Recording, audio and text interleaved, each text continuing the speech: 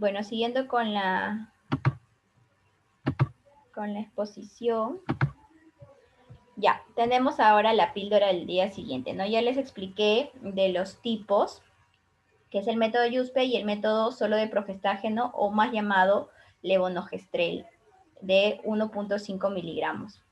Entonces, cuando vayamos a un establecimiento de salud, o por ejemplo a una farmacia, a veces no sabes cómo decirlo, ¿no? Comúnmente le dicen la píldora del día siguiente, pero nosotros con propiedad le decimos, no, me da un levonorgestrel de 1.5 miligramos, y ellos ya saben a qué se refiere.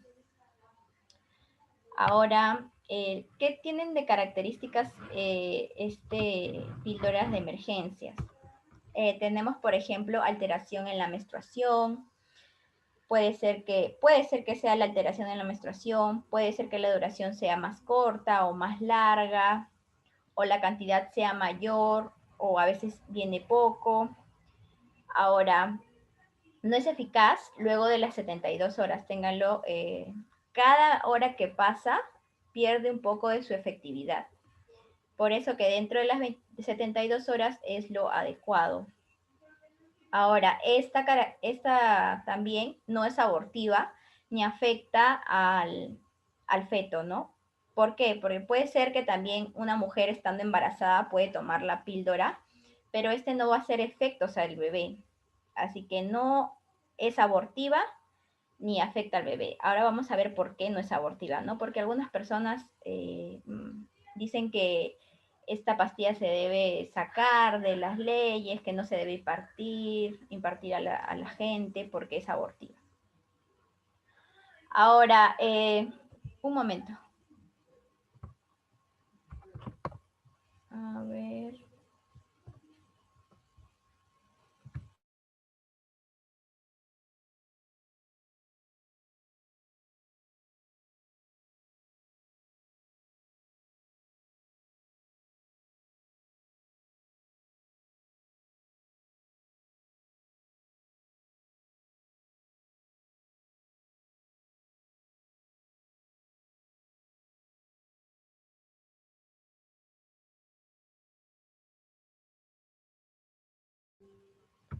Ya.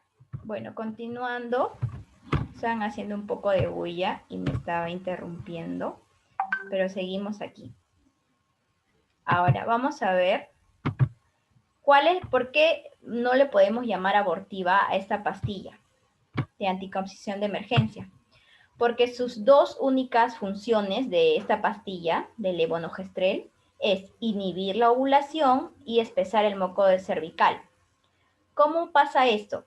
¿No? La pastilla actúa a nivel de las hormonas y hace que o sea, si es que está en una etapa de que va a ovular, está a punto de ovular, inhibe esa ovulación en el cuerpo de la mujer. Y por otro lado, también tiene otra acción, espesando el moco cervical. O sea, ¿qué quiere decir? Que si la mujer ha ovulado y ha tomado la pastilla, ¿qué va a querer esta pastilla? Que no se encuentre el óvulo con el espermatozoide. Entonces, ¿qué hace? Provoca moco cervical e impide que el espermatozoide llegue a la trompa de falopio y se dé la fecundación. Y es por eso que esta pastilla no es abortiva, porque ninguno, ni el espermatozoide ni el óvulo se llegan a encontrar y hacen la fecundación. Porque ustedes, como ya les había mencionado en otros videos, que la fecundación o la creación del nuevo ser es a partir de la fecundación, ¿no? Pero esto aquí no sucede. Ahora, ¿cuál es su efectividad? De la pastilla solo de progestágeno, o sea, el levonorgestrel, es del 95%. Y de la anticoncepción combinada, Yuspe, que también es el otro método que les comenté, es menos, miren, es del 75%. Por eso es que más se recomienda la pastilla solo de progestágeno llamada levonorgestrel. Ahora, veamos los efectos secundarios. Estos, por ejemplo, cuando uno toma la pastilla, luego pasa unos días y a veces no sabemos y nos da vómitos, nos da náuseas, dolores de cabeza, nos duele las mamas, mareos, te sientes cansada. Entonces dices, uy, no, ya estoy embarazada. Pero en este caso no es así porque son síntomas secundarios de esta pastilla. Pero si, por ejemplo, tu regla no te viene, se demora más de una semana, en la fecha prevista, por ejemplo, yo tomé la pastilla el 13 y mi regla me viene el 20. Entonces, si no te viene ese 20, que supuestamente eres regular, hay una probabilidad de que sí se ha podido dar el embarazo, porque quizás no ha hecho efecto esa pastilla porque has tomado fuera de tiempo o quizás algún medicamento lo ha inhibido, no puede darse también el caso. Pero es muy raro. Igual, tener en consideración que estos síntomas se parecen a los síntomas de embarazo, ¿no? Pero considerar que estos sí se dan con esa pastilla. ¿Por qué? ¿Y por qué se dan estos síntomas? Porque altera las hormonas del cuerpo. Ahora, como les digo, también la menstruación puede llegar ese mismo día si eres regular o puede atrasarse o llegar después del día predicho, del día que eres regular. Ahora, vamos a recordar cosas importantes de la píldora del día siguiente. Que esta no protege contra el VIH, SIDA u otras enfermedades de transmisión sexual. Ahora, la pastilla el día siguiente se usa una vez y ese uso es para esa relación sexual. No vas a tomar esa pastilla y después al día siguiente vas a tener relaciones sexuales sin protección y vas a decir, me va a cubrir esa pastilla de mi próxima relación sexual. No. Ahora,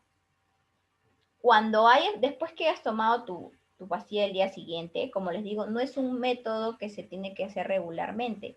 Entonces, lo ideal es, después de tu pastilla que has tomado de emergencia, sería ir a un establecimiento de salud para que te asesoren de una planificación familiar, ¿no?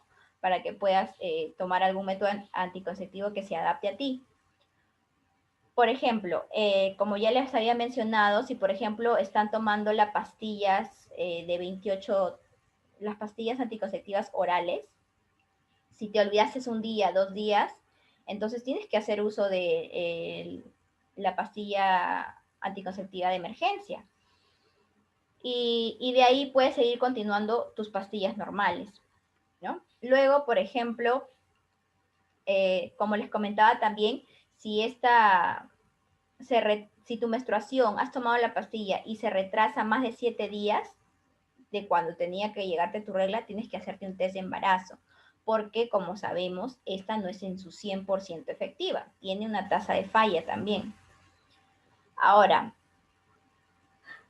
ya se ha hecho evidencia si se ha estudiado mucho esta pastilla de levonorgestrel y son muy seguras. No causan aborto, no causan fertilidad, o dices, he tomado pastilla el día siguiente, voy a ser infértil. No, tampoco. Y los efectos secundarios también son infrecuentes, no a todos les da así con esa fuerza, ¿no? A algunas personas es muy leve y otras ni se siente. Ahora, el aborto. Según la Organización Mundial de la Salud, dice que el aborto es la irrupción del embarazo anterior a las 22 semanas de gestación o antes de que el feto alcance un peso de 500 gramos de peso. Como vemos aquí, vemos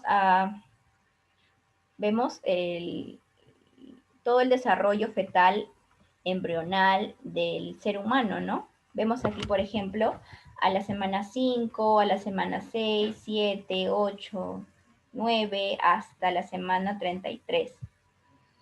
Ahora, algunas personas que no conocen de cómo es el desarrollo del ser humano, dicen, ¿no? Tiene un mes o tiene un mes y medio. No, son un saco de células. Mira a las 6 semanas cómo se ve. Está tomando una forma de un humano. Es un embrión acá, pero ya se está tomando forma de un humano. Ahora, en las 8 semanas, que es como una semana y medio, un mes y medio, miren cómo tiene. Y ya pues a los 2 meses completitos, mira cómo tiene el cuerpo. Es un humano, no es una bolsa de células como nos dicen que es, ¿no? Aparte, esta forma que tenemos aquí, que vemos aquí, esta forma tiene ADN humano. y no te pertenece completamente a ti. ¿Por qué? ¿Por qué tú dices, no, está dentro de mí y me pertenece a mí? No, porque este ser que tú dices que quizás es un embrión, tiene ADN que no es idéntico al tuyo, o sea, no es una célula tuya, es una célula diferente a ti. ¿Por qué? Porque está hecho tanto del ADN del padre como de la madre, ¿no? Y está en condiciones para ser un ser humano.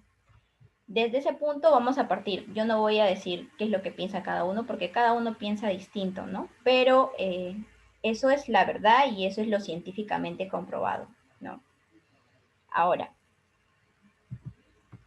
vamos a ver cuáles son los tipos de aborto. El aborto espontáneo es cuando es producido por una anomalía o disfunción no prevista ni deseada por la madre, ¿no? Un aborto espontáneo puede ser que la mamá tenga 1 mes, 2 meses y de la nada le baja un sangrado y dicen, bueno, el bebé falleció, ¿no? Intrauterino. Entonces, eso se puede deber por una anomalía del bebé o por alguna enfermedad de la madre, pero que no es provocado. Luego tenemos el aborto provocado o también le llaman solamente aborto. Este es cuando muere el bebé, cuando la muerte del bebé lo realiza la persona a propósito, ¿no? En este caso puede darse en casa, puede por maniobras fuertes que se pueden dar, por ejemplo, en el útero, o también puede utilizarse pastillas abortivas o también irse a un centro y hacerse un aborto quirúrgico. Luego tenemos el aborto completo. ¿Qué quiere decir? Cuando, su mismo nombre lo dice, ¿no? Cuando todo ha expulsado del útero de la madre, o sea, el feto, la placenta y las membranas.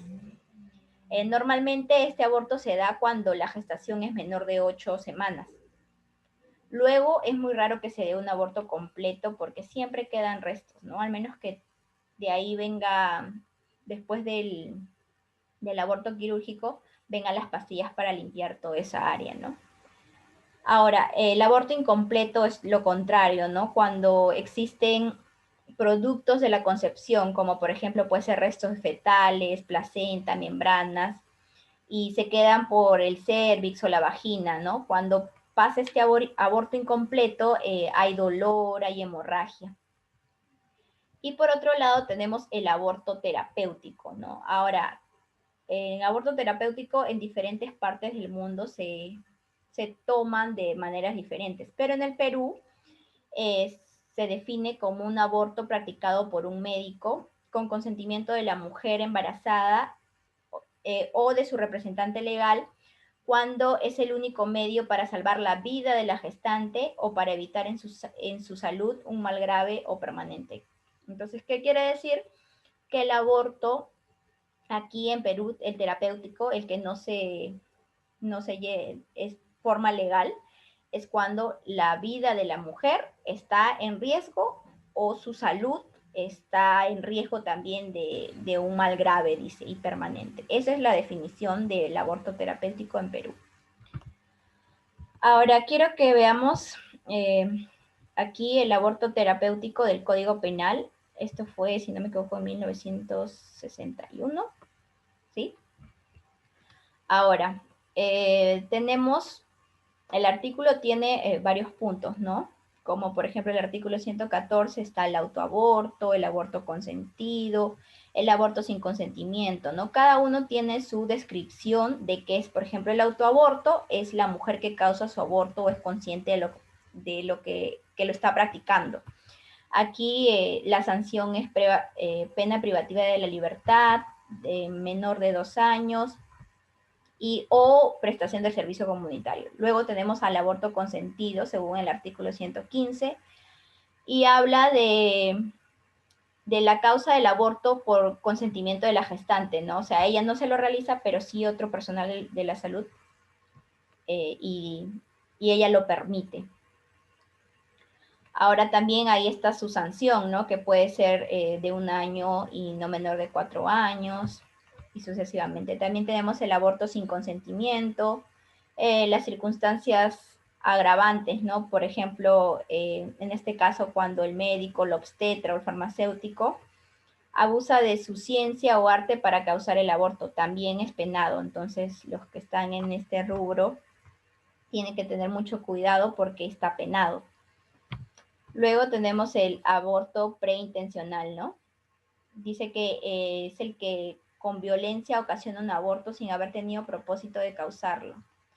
Entonces, todas estas cositas son parte de las leyes, ¿no? Que debemos de conocerlo, porque frente a ello, algún caso que nosotros conozcamos o que quizás nos pueda pasar a nosotros, sabemos cómo actuar. Tener en claro que todo tipo de aborto en el Perú es penado, menos, como les mencioné, el aborto terapéutico, que dice, ya le mencioné la definición, y bueno, todos los demás tipos de abortos son penados. Ahora vamos a reflexionar un poco acerca del aborto, ¿no? Según Endes, en el 2011, que es el que hace las encuestas nacionales, el 50.9% de las mujeres utilizan métodos anticonceptivos, de los cuales solo el 35.3% utiliza métodos anticonceptivos modernos. Imagínense. O sea, tenemos un 50% que no se cuida y tenemos otro 20% que no se cuida seguramente, porque los métodos modernos son los seguros y los demás son inseguros. Entonces tenemos cerca de 70% de la población que no quiere tener hijos, pero no se cuida. Ahora, tenemos también aquí en el Perú, yo estudié aparte de esto en la Minedu, en el Ministerio de Educación. Tiene un programa de educación sexual, pero no es muy implementado y promovido. Ahora, desde parte, ¿no? Este mal del aborto parte desde las instituciones educativas, desde casa. Ahora, los abortos clandestinos son muchos, ¿no? Miren, en el Perú, 371.420 abortos por año y más de 1.000 abortos al día. Entonces, a veces estos abortos no son dados en las buenas condiciones que se debe dar, ¿no? Y la mayoría llegan al hospital, pero con abortos incompletos. Y normalmente la edad que se predomina es de los 19 a 25, 30 años. Esta es la edad promedio de que las mujeres abortan. Ahora, ya sabemos que el aborto terapéutico está legalizado, pero menos los otros, ¿no? Ahora, en la Constitución también o en las leyes no está muy bien definido y a veces esta ley porque deja muchos puntos abiertos.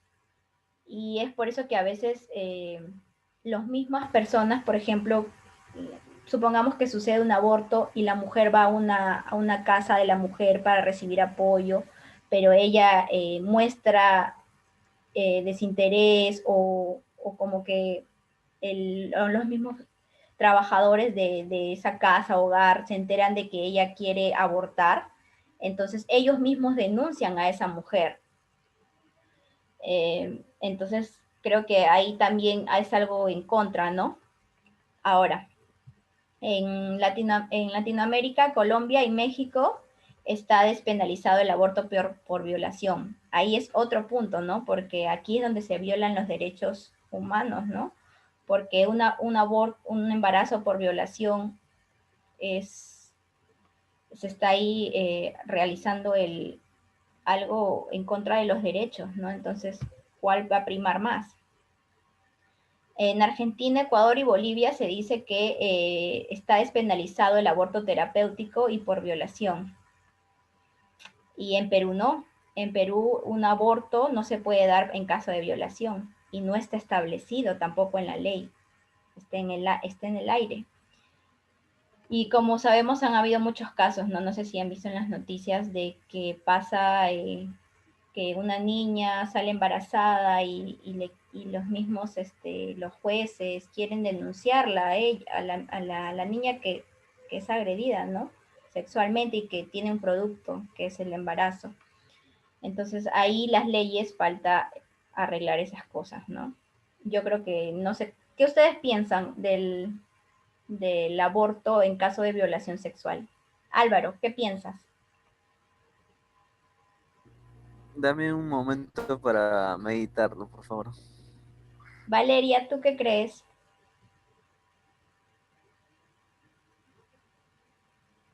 Vale. O Jacqueline, ¿qué opinan? A ver, reconociendo de que el aborto es, bueno, ya saben qué es el aborto, ¿no? Ya los he definido, Yo pero ya, dime. yo opino que, yo opino que debería, o sea, no ser penalizado así como el terapéutico, porque si bien un aborto es penalizado por el hecho de que ambas personas no se, bueno, la mujer no se cuidó, el hombre tampoco se cuidó. En el caso de una violación no hay ni siquiera consentimiento. Entonces, por lo tanto, el bebé que van a nacer no ha sido concebido, digamos, con consentimiento y aparte también ha sido por medio de un delito, ¿no? Entonces, yo creo que la mujer en ese caso tiene total libertad de decidir si es que lo quiere o no. Bueno, está bien, es No tu lo sé. opinión. Claro, está muy bien. Y eso hay muchos puntos de vista, ¿no? Todos no pensamos igual, todos no tenemos el mismo punto de vista, pero las cosas es que el Estado ponga leyes para que se diga sí o no y cuál es lo que le beneficia a nuestra población. Porque a nuestra población le beneficia qué más? Le beneficia que todos prevengan el embarazo. Y por ejemplo, en esta caso de violación, el Estado no puede prevenir una violación, ¿no? Al menos que se trate ya temas más hondos como por ejemplo la salud mental, ¿no? Ahora, En realidad, yo creo que el Estado sí podría prevenir un embarazo por violación si es que en sus postas dan gratuitamente una ah, pastilla al día sí, siguiente sí, y ayuda psicológica para las personas que han sido violadas, ¿no? claro, no, Entonces, sí, hay un kit de emergencia para violación. Las mujeres que son violentadas sexualmente pueden acudir a un centro de salud y pedir el kit de emergencia de violación, que incluye la pastilla de emergencia, la anticoncepción oral de emergencia, que ya les he comentado, y también les ayudan en su proceso psicológico. Pero claro, hay mucha controversia porque para adquirir esto es muy traumático para las mujeres. He visto un montón de videos de casos que pasa así, entonces sí hay, pero se debería implementar más y a veces las mujeres no lo conocemos, las, claro, las personas debería vulnerables. el Estado debería comunicarlo Claro, más. claro, debería promoverlo más. Eso es lo que debe Claro. hacer el Estado. A ver, continuando, acá vemos la diferencia, ya se nos acaba el tiempo, así que rapidito. Las diferencias de una anticoncepción oral de emergencia y de la píldora abortiva, ¿no? Son diferentes por donde lo vean.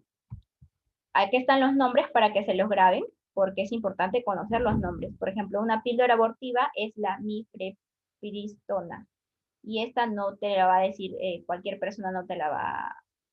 Es más, los doctores ni están, no pueden mandarte una receta y decirte ya esto lo tienes que comprar, sino en el mismo establecimiento hay esa pastilla, porque está penado, ¿no? Como ya han visto. Por otro lado, la anticoncepción de emergencia se llama acetato de ulipristal o el levonorgestrel que ya les mencioné. Ahí está la diferencia del tiempo y los efectos secundarios también en ambos son diferentes también.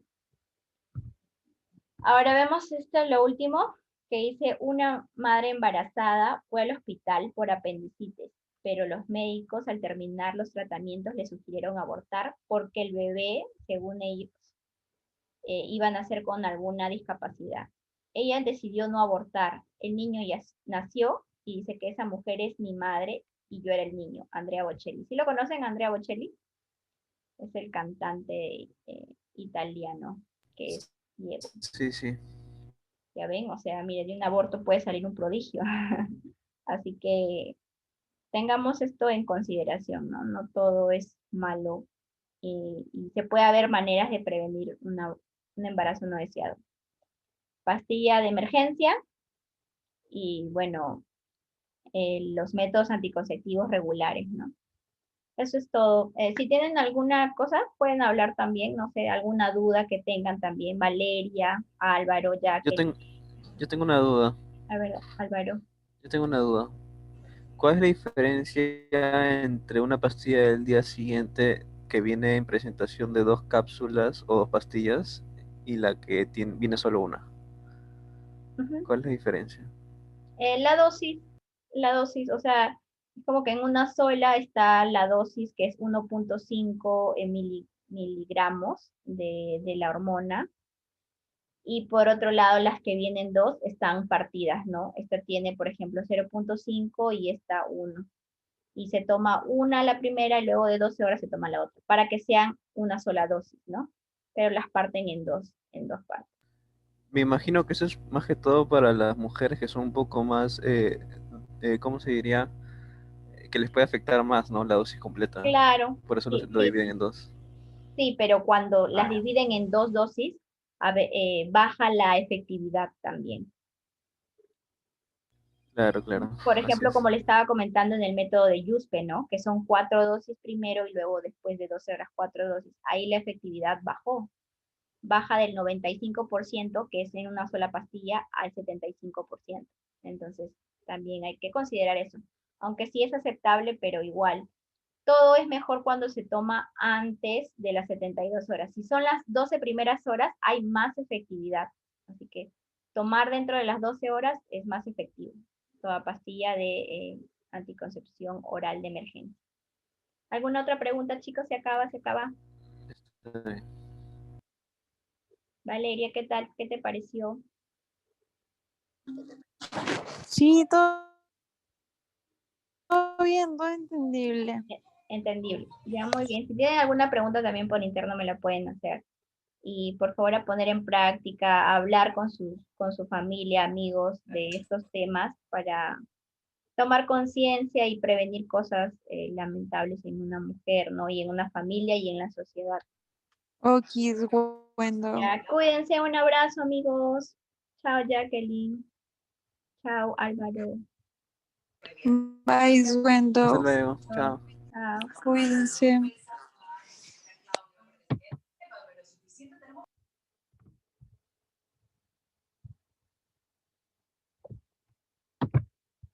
Chao, chicos.